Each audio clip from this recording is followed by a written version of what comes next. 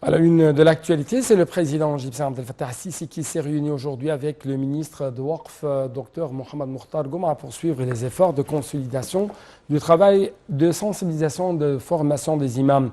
Le chef de l'État a dirigé au développement des programmes d'entraînement de qualification des imams pour leur rôle important dans la diffusion du discours religieux éclairé.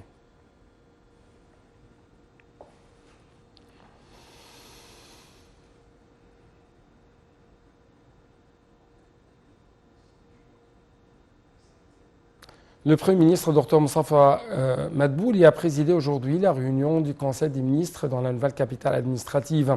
Au début de la réunion, l'examination de la dernière du président Abdel Fattah al-Sisi au Qatar pour assister à l'ouverture de Mondial 22.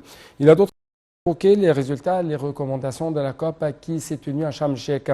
La COP a pour la première fois reconnu la question des dégâts et a adopté la création d'un fonds pour les pertes et les préjudices pour aider les pays en développement à affronter les défis climatiques.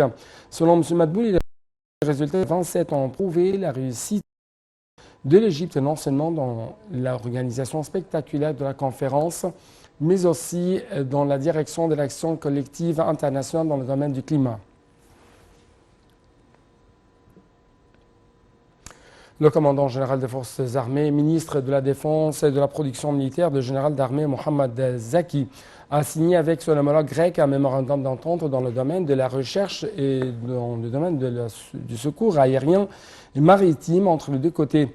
Le mémorandum a été signé en présence du chef de la diplomatie égyptienne Samar Choukri et son homologue grec Nikos Dendias. Ce mémorandum d'entente s'inscrit dans le cadre de la coopération et dans le cadre du partenariat entre l'Égypte et la Grèce. Quant à la bourse du Caire, elle a clôturé aujourd'hui en marquant une performance mitigée à cause des opérations d'achat de la part des institutions étrangères, des investisseurs locaux et arabes et des opérations de vente de la part des institutions locales et arabes. L'indice principal, le JX30, a cédé 0,2%, finissant à 12 600 points.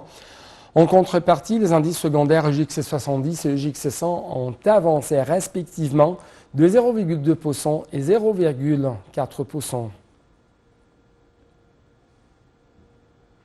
Au niveau diplomatique, le porte-parole du ministère des Affaires étrangères, l'ambassadeur Ahmed Abouzeid, a déclaré que l'Égypte suivait les attaques menées en Irak et en Syrie ces derniers jours par la Turquie et l'Iran et la violation de la souveraineté de ces deux pays. Le porte-parole a souligné que l'Égypte a appelé à la désescalade afin d'épargner la diffusion des sons et pour éviter l'instabilité. Encore une fois, l'Égypte appelle à la désescalade afin d'épargner les fusions des sons et pour éviter l'instabilité dans la région.